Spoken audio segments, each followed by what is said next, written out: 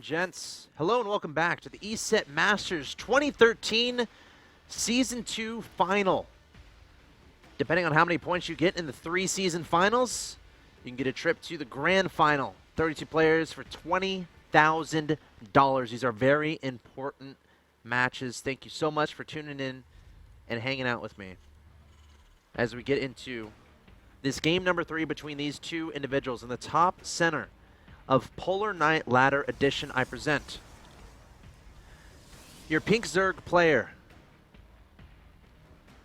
from Lithuania, representing Alien Invasion. His name is Kristohonas Berisis. If I got it right, I apologize humbly.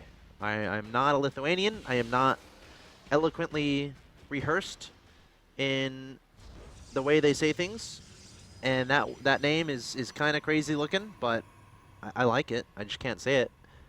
His name is KRR in game. That I can say. His opponent at the bottom center, the Red Terran player, took out Select not too long ago in a WCS America qualifier. Was that what it was? Not sure what it was. The tournaments are all jumbling in my mind nowadays. I can tell you he's good. Going for some Hellbat strats and Marauders. Was victorious in Game 1, fell in Game 2.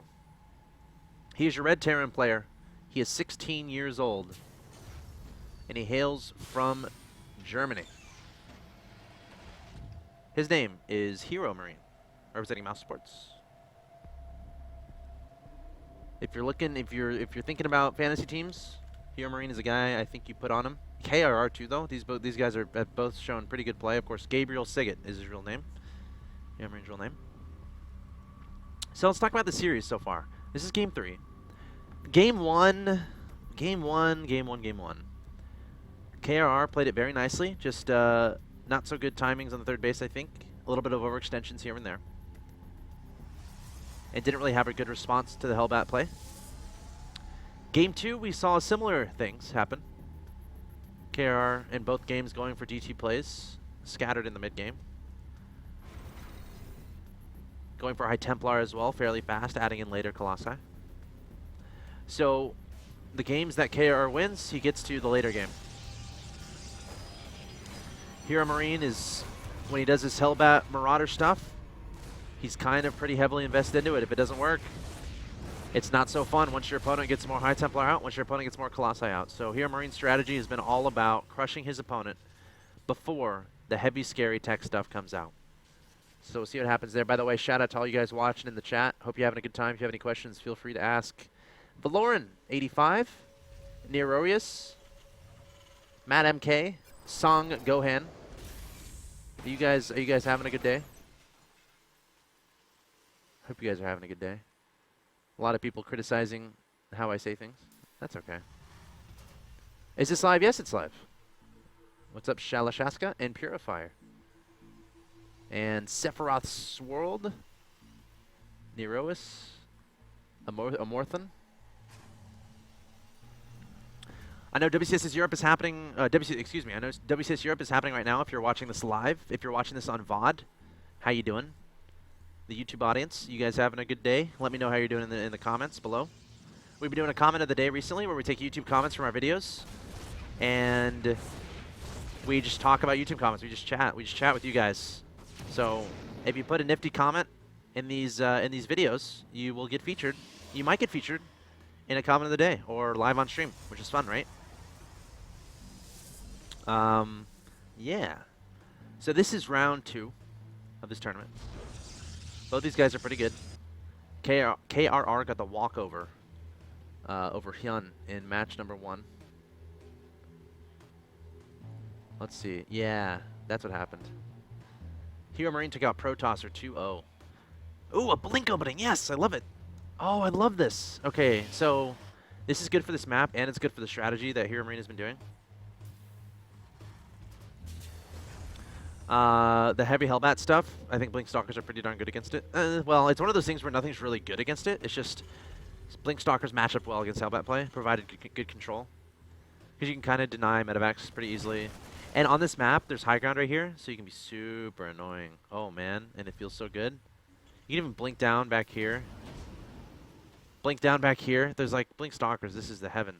You get an observer over here and you blink to the high ground and you do damage to the SCVs and you blink back. Then you can blink up here, do damage to the SCVs and then blink back. This is the base. This is the map for blink stalkers. Let's see how KRR works here. Oh, a scan going down. Oh my god, that scan actually saw nothing. HeroMarine saw absolutely nothing with that scan. That's okay. That is a very alone pylon. Very alone pylon there. Don't want to get that sniped. Oh, there we go. Adding in a tasteless pylon there. Oh, a drop happening in the main base. Marines trying to take down some probes. There's also a Widowmine somewhere. There it is. Going to be targeted down by the probes. Now it gets down. Oh, no. 4 kills on that Widowmine. That is no fun. Medevac and gets out alive. Wow, HeroMarine, you are a hero. Oh my god. 18 workers killed. How does that happen? Oh no. And even more. This Widowmine is 4 kills. This Widowmine was taken out, and my soul is hurting for KRR right now. Every Protoss has been in this situation where you miscontrol one thing, and then it all goes out of control. It all gets out of control. Just like that, you're down in Harvesters 44 to 35, and you are in a struggle to bring it back. As you have that thought in your mind that you're always going to be behind, and you have to have miraculous engagements. Meanwhile, HeroMarine's going to be very happy about how that went. The 16-year-old from Germany, he's going to be very happy with how that went. Getting all those worker kills is just a bonus, just a supplement to what he has coming up next. Look, he's straying away from the Hellbats right now. Oh, is he? For now, we'll keep an eye on it. Going mainly from Marauder Bio. And what an interesting little sequence of events. So KRR opened up with the blink play. Then identified his opponent wasn't really going for that Hellbat style again. So, well, he still might. We'll see. You know what? I don't think he will. Let's see. So he's kind of adjusting and instead going into Colossi and not necessarily investing a lot into Blink Stalkers.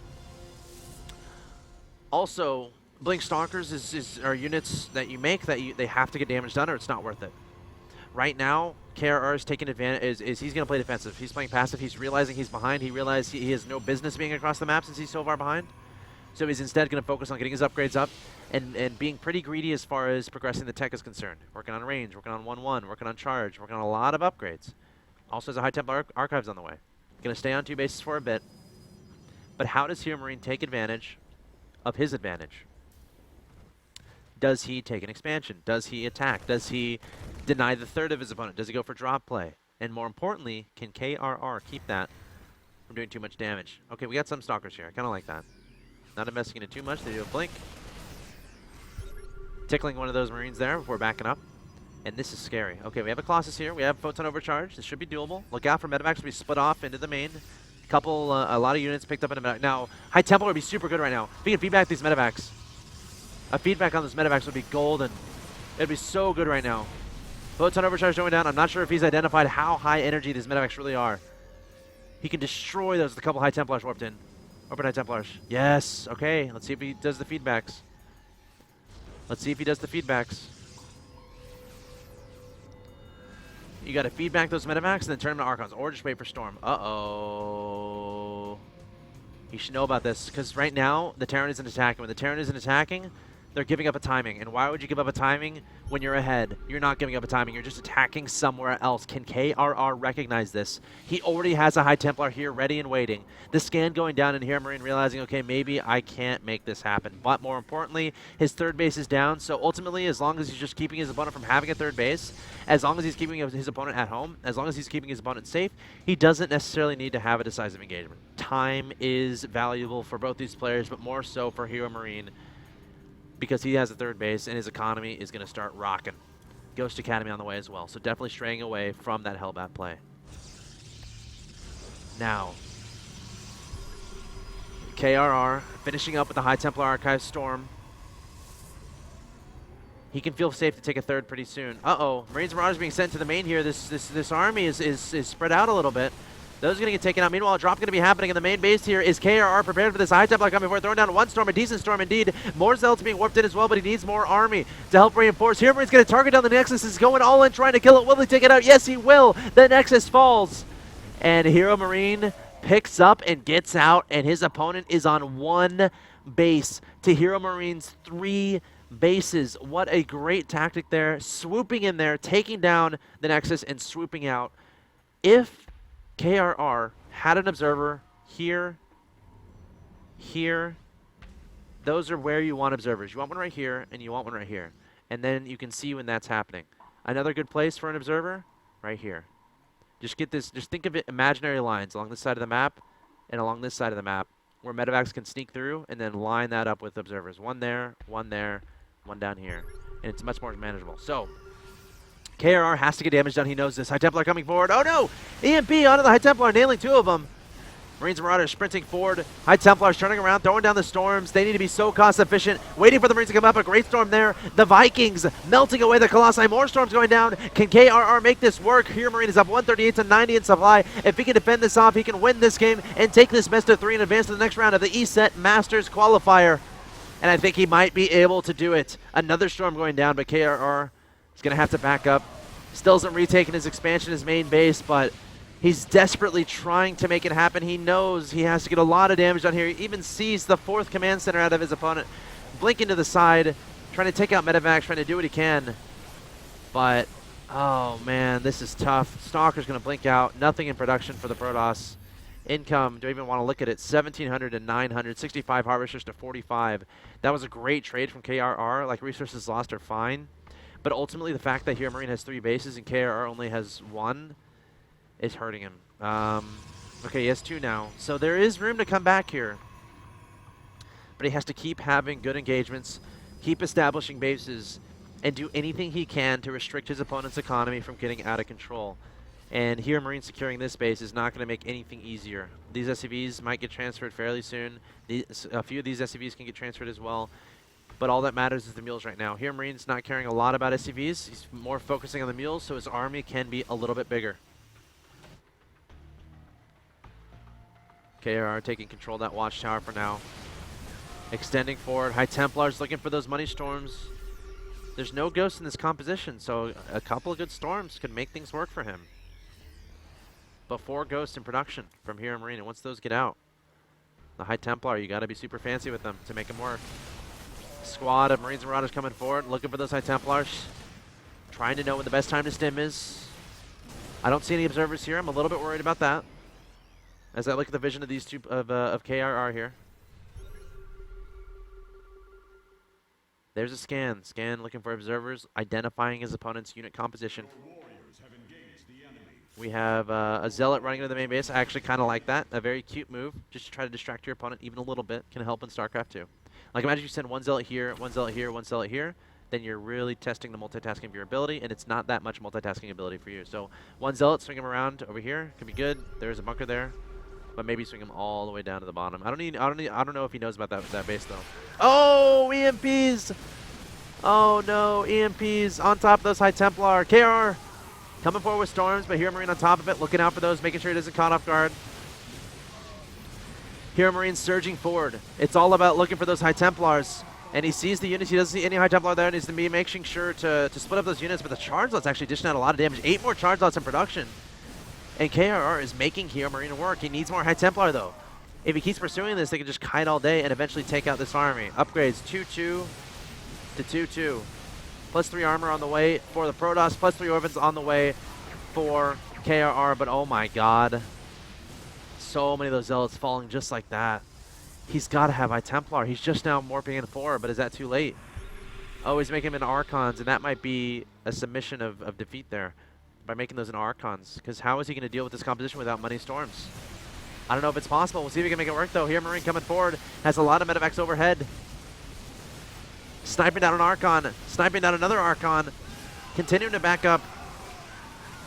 Spreading out those units, and he's just going to clean this up. And HeroMarine, just like that, up 173 to 60. The 16-year-old from Germany taking out the 23-year-old from Lithuania. HeroMarine is going to take the 2-1 over KRR in this Eset Masters Round 3. There's the GG. Very well played from HeroMarine, and what an awesome series. Both these guys changing up their strategies, having a little bit of fun, really focusing on making sure their transitions are nice and smooth, and adjusting, more importantly, adjusting to their opponent's playstyle. I want to look at this graph a little bit really quick. I'm going to look at this graph really quick. Just see what we can really tell from that. Okay. As I pop up the chat, what do you guys think about that game in the chat there? Matt MK, Inject TX. I'm not implying it has anything to do with age. I'm just providing the facts. Providing the facts. Don't you want to know how old these players are? If you don't, I mean, you can tell me, and I won't say their age. I'm sorry to offend you there, Matt MK. And sorry to imply that. I didn't mean to imply that. But ooh, next up we got Daisy versus Nomi. So guys, we're gonna take a quick break. Keep hanging out in the chat there. Grim Sleeper, Sir Rift, Flolex, Neurous, Matt MK. We're gonna take a quick break, and then we'll be back with Nomi versus Daisy and more StarCraft 2.